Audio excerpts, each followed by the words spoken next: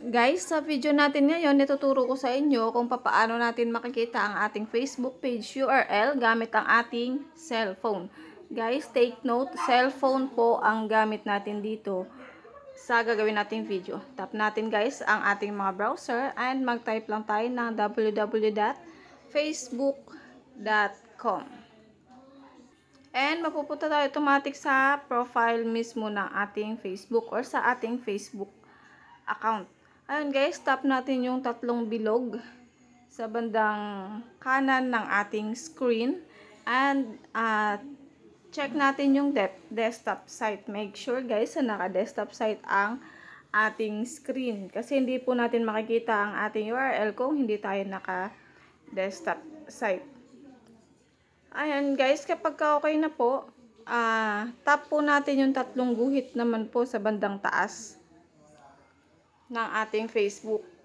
At lalabas po dyan yung ating mga Facebook page. Pili lang tayo guys ng Facebook page na gusto nating makita yung Facebook page URL. Okay, example natin.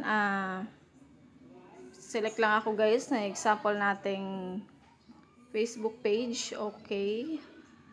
Ayan. Example guys, ito yung Facebook page na gusto ko makita yung Facebook page URL ko. Tap lang natin guys yung search bar sa taas, yung myfacebook.com/profile. Ayan, tap lang natin yan. Tapos may makikita ang pen. Tap mo yung pen. And automatic lalabas guys ang ating Facebook page URL. Para ma-make sure na yan nga po yan, copy-paste natin. Copy. Okay, punta tayo sa ating browser ulit. Labas tayo dyan. Ulit guys, tap mo yung pen para lumabas ang URL. Punta tayo sa ating browser. And dito natin i-paste guys yung URL na kinopy natin kanina. Okay, paste natin yan. And then search. And guys, nakita nyo dumiretso na sa ating Facebook page mismo. Ibig sabihin tama po yung URL na nakuha natin.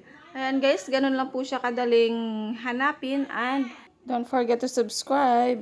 Thanks for watching guys!